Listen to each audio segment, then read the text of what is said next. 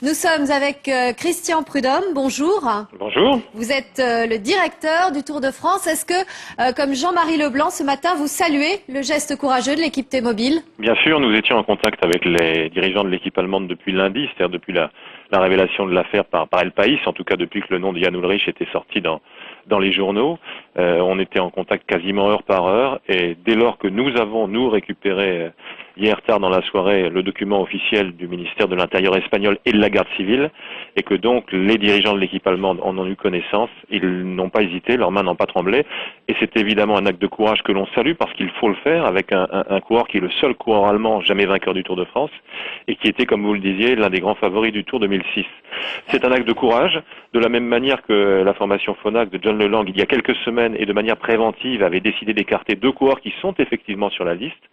Et ce matin, il y a eu aussi la décision de l'association des groupes sportifs professionnels qui, à l'unanimité, a décidé d'interdire de départ tous les coureurs incriminés. Alors Christian Prudhomme, on parle aussi de l'Italien Ivan Basso qui avait été deuxième du Tour l'an dernier, vainqueur aussi du dernier Giro, et grand favori aussi avec Ullrich. On parle de Francesco Mancebo. Combien de coureurs vont être suspendus?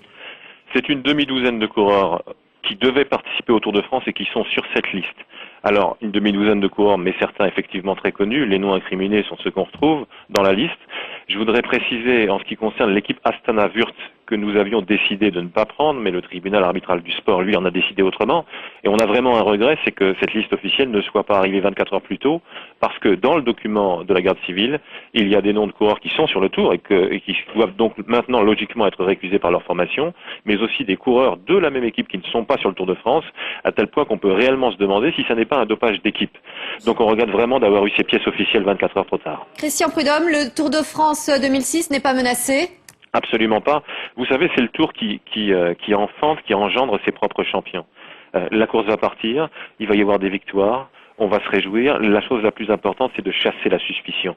Le Tour de France est un événement merveilleux, le sport cycliste est un sport magnifique.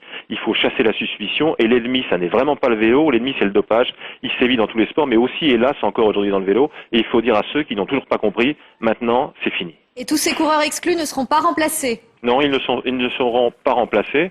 C'est une demande des groupes sportifs eux-mêmes que l'on salue.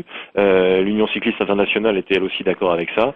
Voilà, ceux qui trichent pénalisent aussi leurs coéquipiers qui eux n'ont pas triché. Je crois que c'est assez